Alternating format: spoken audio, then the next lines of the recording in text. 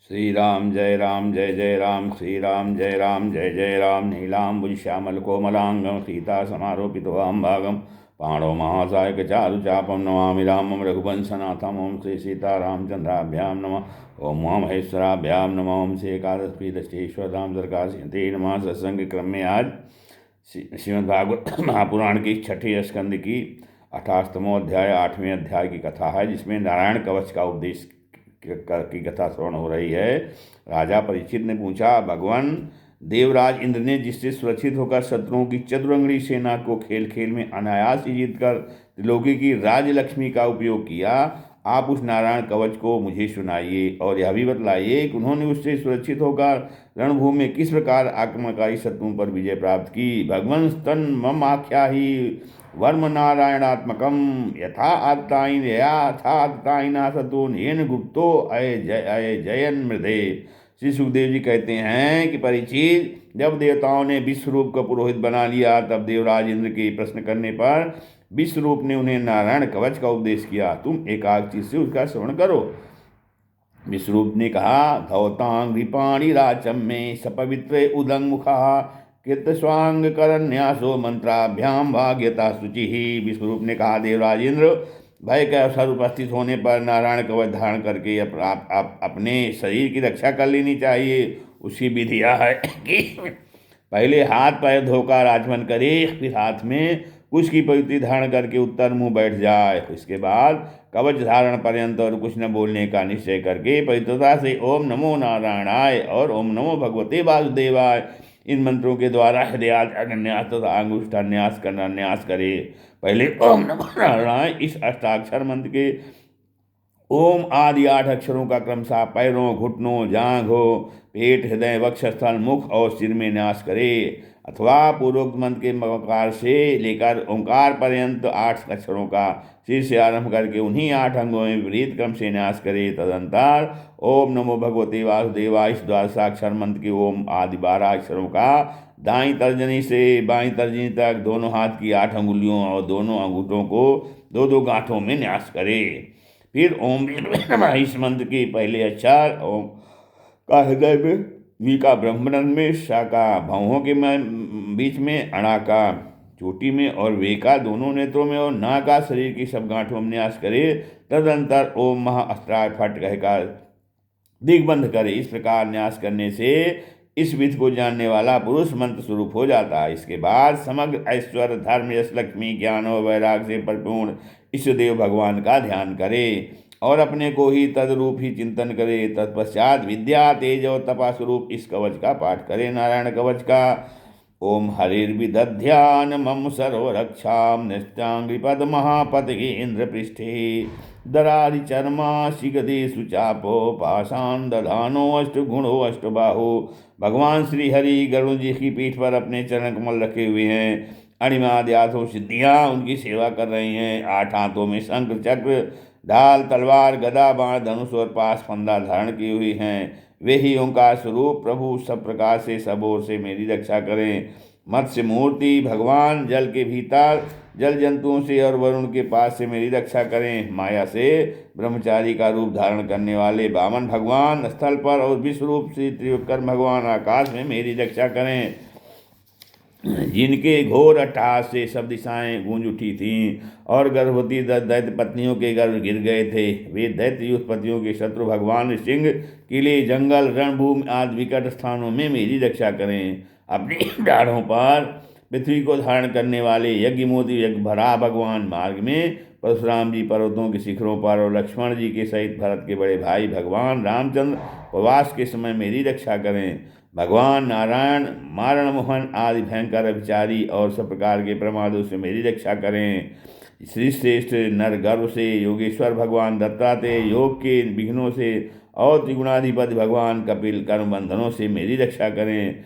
परमर्षि संत कुमार कामदेव से गिरी भगवान मार्ग में चलते समय देव मूर्तियों को नमस्कार आदि न करने के अपराध से, देवर्षि नारद सेवा अपराधों से और भगवान कच्छप सब प्रकार के नरकों से मेरी रक्षा करें। भगवान धन्वंतरी कुपथ से, जितेंद्री भगवान ऋषभदेव सुख दुख आदि भयदायक द्वंद्वों से, यज्ञ भगवान लोकापवाद से, बलराम जी मनुष्यकृत कष्टों से, और श्री गणेश जी, श्री शेष जी क्रोधवश नामक शत्रु सर्पों के गण से मेरी रक्षा करें। भगवान श्री कृष्ण द्वैपायन व्यास जी अज्ञान से तथा बुद्धदेव पाखंडियों से और प्रमाद से मेरी रक्षा करें। धर्म के रक्षा के लिए महान अवतार धारण करने वाले भगवान कल की पाप बहुल कलिकाल के दोषों से मेरी रक्षा करें। प्रातःकाल भगवान केशव अपनी गदा लेकर, कुछ दिन चढ़ाने पर भगवान गोविंद अपनी बांसुरी लेकर, दोपहर के पहले भगवान नारायण अपने तीर्थ शक्ति लेकर, और दोपहर को भगवान विष्णु चक्रराज सुदर्शन लेकर मेरी रक्षा करें। तीसरे पहर में भगवान मधुसूदन अपना प्रचंड धनुष लेकर मेरी रक्षा करें। सायंकाल में ब्रह्मा आदित्योद्धारी माधव, सूर्यास्त के बाद ऋषिकेश, अर्धरात के पूर्व तथा अर्धरात के समय अकेले भगवान पद्मनाभ मेरी रक्षा करें। रात के पिछले पहर में श्री वत्सलांक्षण हरि, उषा काल में खड्गधारी भगवान जनार्दन, सूर्योदय से पूर्व श्री दामोदर, और संपूर्ण संध्याओं में कालमोदी भगवान विश्वेश्वर मेरी रक्षा करें। सुदर्शन आपका आकार चक्र रथ के पहिए की तरह है, आपके किनारे का भाग प्रलयकालीन अग्नि के समान अत्यंत तीव्र है। आप भगवान की प्रेरणा से सब ओर घूमते रहते हैं। जैसे आग वायु की सहायता से सूखे घास फूस को जला डालती है, वैसे ही आप हमारी शत्रु सेना को शीघ्र से शीघ्र जला दीजिए।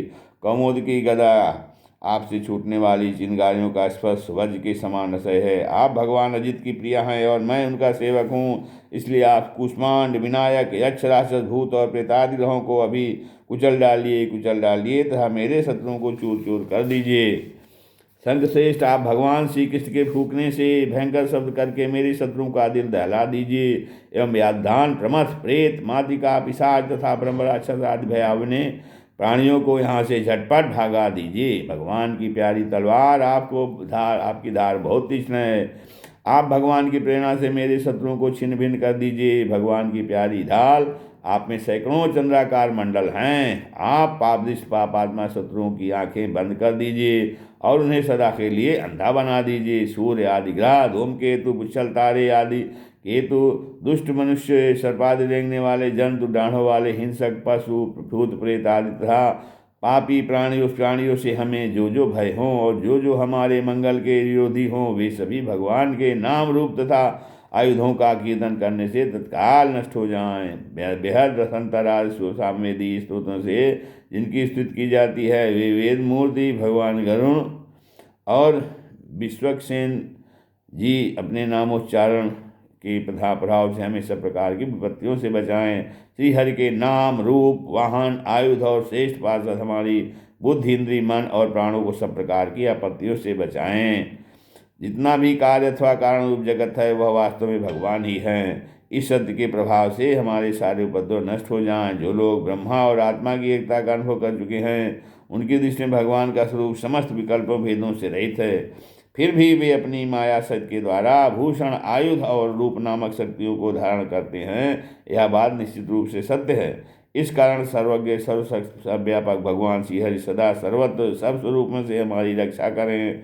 जो अपने भयंकर अट्टहास से सब लोगों के भय को भगा देते हैं और अपने तेज से सबका तेज ग्रस लेते हैं, वे भगवान सिंह दिशा विदिशा में नीचे ऊपर बाहर भीतर सब और हमारी रक्षा करें।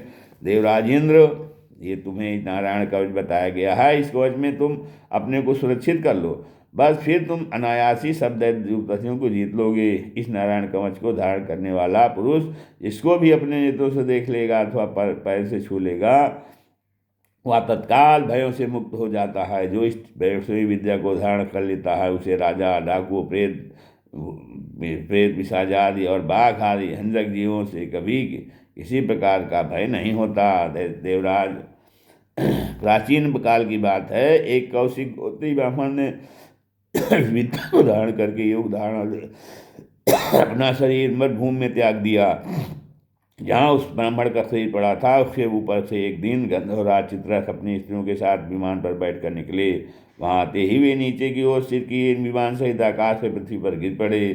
इस घटना से उनके आश्चर्य की सीमा न रही। जब उन्हें बाल्यखिल मुनियों ने बतलाया कि यह नारायण कवच धारण करने का प्रभाव है, तब उन्होंने उस ब्राह्मण देवता की देवता कोच की हड्डियों को ले जाकर पूर्ववाहिनी सरस्वती नदी में प्रवाहित कर दिया और फिर स्नान करके वे अपने लोक को चले गए। श्री सुखदेव जी कहते हैं, परीक्षित, जो पुरुष इस नारायण कवच को समय पर सुनता है और जो आदरपूर्वक इसे धारण करता है, उसके सामने सभी प्राणी आदर से झुक जाते हैं और वह सब प्रकार के भयों से मुक्त हो जाता है।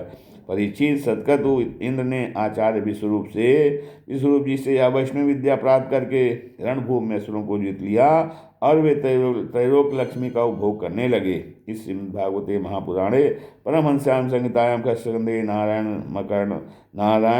वर्म कथनम नामाष्टमोऽध्यायः। श्री राम जय राम, जय जय राम, श्री राम।